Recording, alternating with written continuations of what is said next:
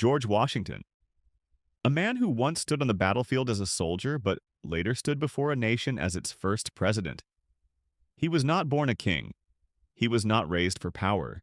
Yet history remembers him as the man who shaped a nation.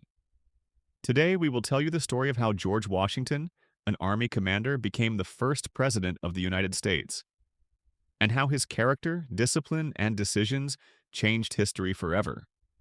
George Washington was born on February 22, 1732, in Virginia, during a time when America was still under British rule. This was an era of hardship, limited education, and strict colonial control. Washington belonged to a simple farming family. He lost his father at a young age, which forced him to grow up early and face responsibility sooner than most children of his time. He never attended a university. Instead, he educated himself through reading, observation, and experience. From a young age, Washington developed strong habits of discipline, honesty, and self-control, qualities that would later define his leadership.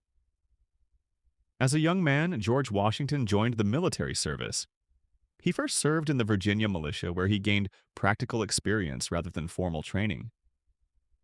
His position was that of a military officer, and later he rose to become a commander-in-chief of the Continental Army. Washington was not the most educated soldier, but he was the most reliable. He learned how to manage men, how to survive with limited resources, how to remain calm under pressure. These lessons would soon be tested in the greatest conflict of his life. When the American Revolutionary War began, the British Army was one of the strongest military forces in the world. The American forces were weak, poorly equipped, and inexperienced. Yet George Washington was chosen to lead them. His strength was not aggression, it was strategy. Washington avoided unnecessary battles.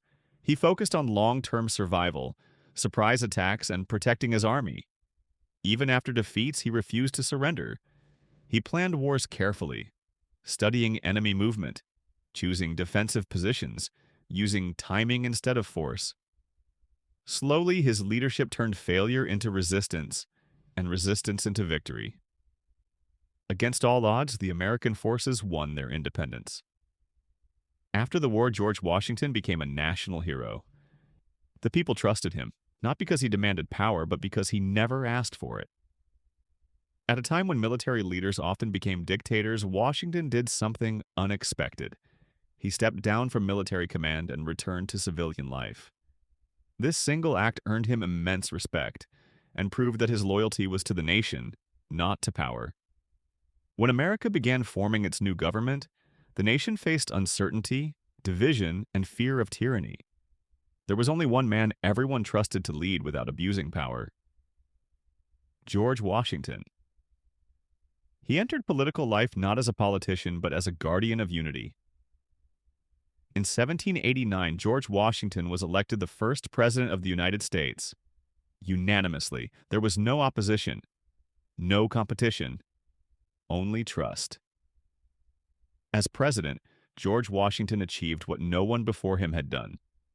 He built the foundation of the American government, established the cabinet system, strengthened the Constitution, kept the military under civilian control, maintained peace during fragile early years.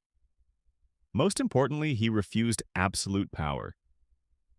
After serving 2 terms, he stepped down voluntarily, setting a powerful example that leadership is temporary, but principles are permanent. George Washington did not rule America. He served it. He proved that true leaders do not chase power, do not fear responsibility, do not place themselves above the nation. That is why history remembers him not just as a president, but as the father of the nation.